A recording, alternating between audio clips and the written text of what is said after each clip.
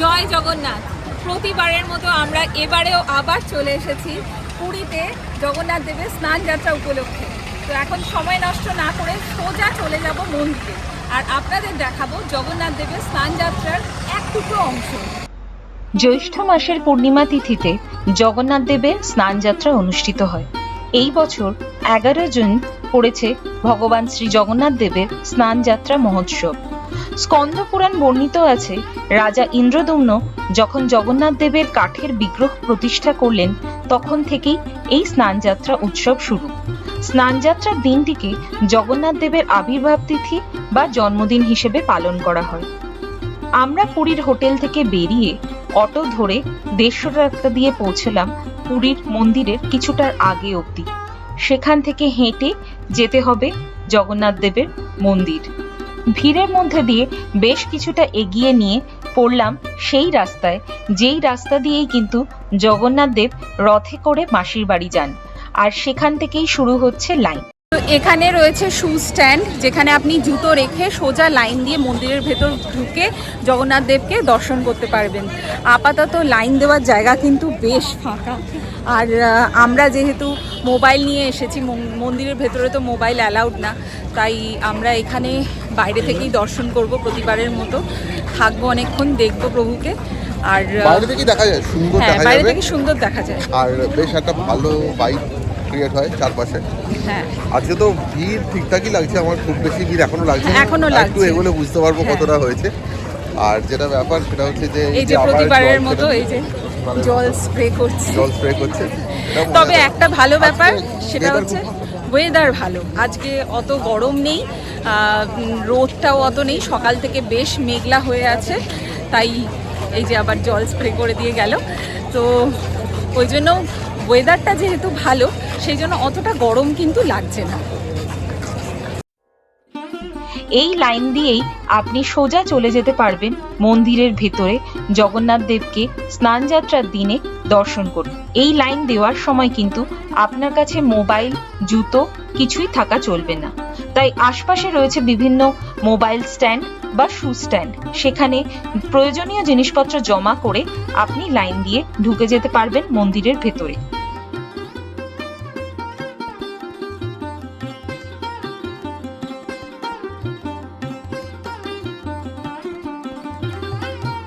স্নানযাত্রার দিনে জগন্নাথ দেবকে দর্শন করার জন্য পুরীর মন্দিরের দিকে একটু এগোলেই রাস্তার দুধারে চোখে পড়ে নতুনভাবে তৈরি হচ্ছে রথ। একদিকে রথ কেটে তার কাজ চলছে, আর উল্টো দিকে তৈরি হচ্ছে রথ।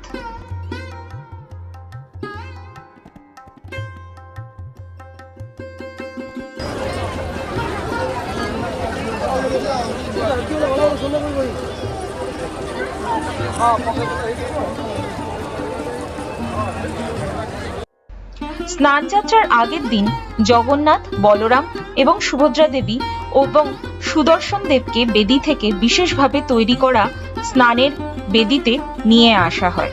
পুরীর মন্দির প্রাঙ্গণে বিশেষভাবে তৈরি করা এই মণ্ডপকে বলা হয় স্নান মণ্ডপ। বহু বহু দর্শনার্থী পুরীর মন্দিরের সামনে এসে প্রভুকে এক ঝলকের জন্য দেখতে পান। এই স্নানের মণ্ডপ এতটাই উঁচু যে মন্দির প্রাঙ্গণের বাইরে থেকেও বেদিতে উপবিষ্ট বিগ্রহদের ভালোভাবে দর্শন করা যায়।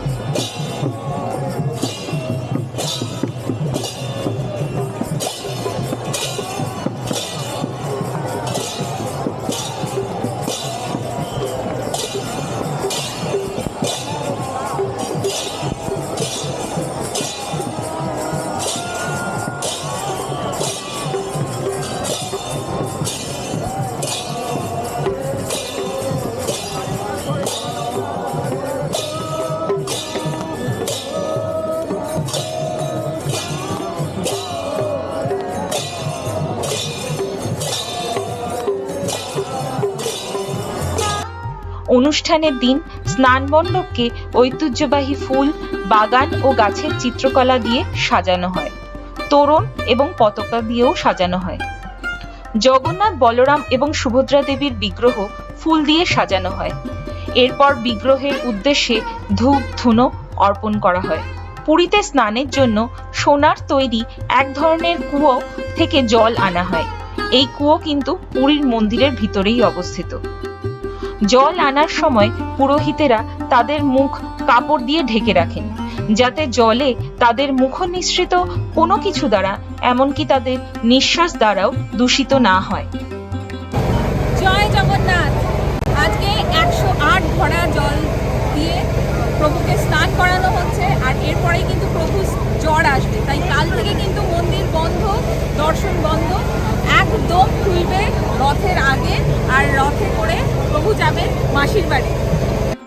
স্নান মহোৎসবের পূর্বে জগন্নাথ, বলরাম এবং সুভদ্রা দেবীকে সিল্কের কাপড় দিয়ে আবৃত করা হয়, আর তারপর লাল এক ধরনের পাউডার দিয়ে প্রলেপ দেওয়া হয়। 108টি স্বর্ণপত্র জল দ্বারা পূর্ণ থাকে, আর এই জল দ্বারাই অভিষেক করা হয়। অভিষেকের সময় বৈদিক মন্ত্র উচ্চারণ, কীর্তন ও শঙ্খ বাজানো হয়।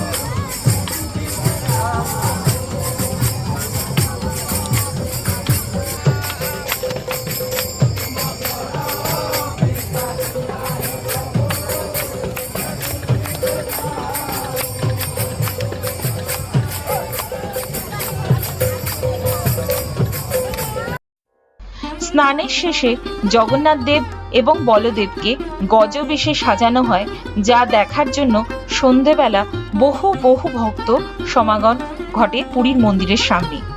এই সন্ধেবেলা কিন্তু সুভদ্রা দেবীকেও পদ্ম সাজে সাজানো হয়।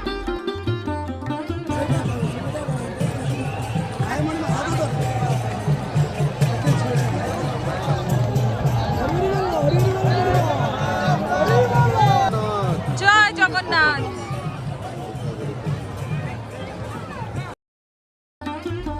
স্নানযাত্রা উৎসবের পর 15 দিন ভগবানকে জনসাধারণের থেকে দূরে রাখা হয়। এই সময় ভগবান জগন্নাথ, বলরাম এবং সুভদ্রা দেবীকে রতন বেদী নামে এক বিশেষ বেদিতে রাখা হয়। 108 ঘড়া জলে স্নান করার জন্য প্রভুর মারাত্মক জ্বর আসে, আর এই সময়কে বলা হয় অনবসরকাল।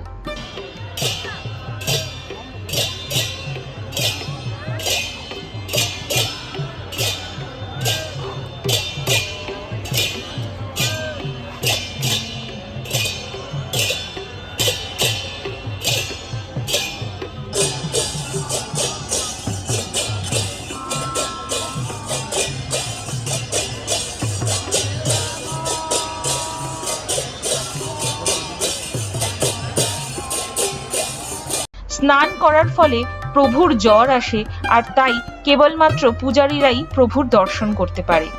তার সেবা করার জন্য বলা হয় স্নানের পর বিগ্রহসমূহ বিবর্ণ হয়ে যায়।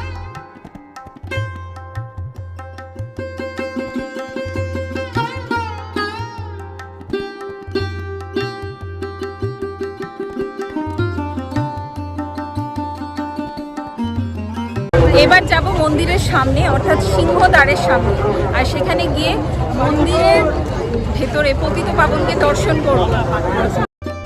এই 15 দিনে জগন্নাথ দেবকে আগের সাজে ফিরিয়ে আনা হয়, এবং 16তম দিনে জগন্নাথ দেবকে আবার সবার দর্শনের জন্য উন্মুক্ত করা হয়, এবং সুসজ্জিতভাবে উনি রথে চেপে মাসির বাড়ির উদ্দেশ্যে রওনা হন।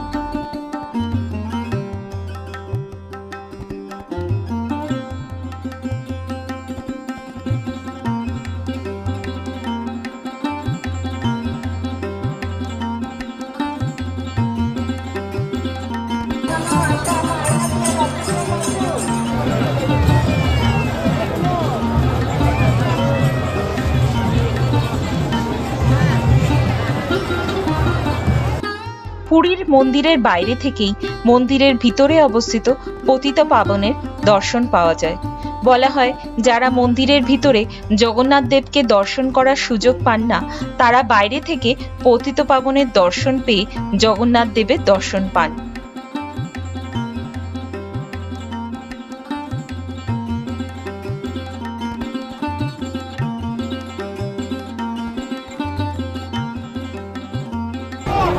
আজ কিন্তু সারা দিন ব্যাপী চলবে জগন্নাথ দেবের স্নান যাত্রা, আর সন্ধেবেলায় প্রভু গজবেশে সবার সামনে হাজির হবেন। আমরা আবার সন্ধেবেলা আসবো এখানে প্রভু স্নান যাত্রা দেখতে আর গজবেশ দেখতে। আমরা বেশ খানিকক্ষণ পতিতপাবন আর জগন্নাথ দেব, বলভদ্র এবং সুভদ্রা দেবীকে দর্শন করে জগন্নাথ দেবের স্নান যাত্রার পূর্ণ আনন্দ নিয়ে ফিরে চললাম হোটেলের দিকে। আমাদের আজকের ভিডিও যদি আপনাদের একটুও আনন্দ দিয়ে থাকে তাহলে আমাদের কমেন্ট করে কিন্তু অবশ্যই জানাবেন।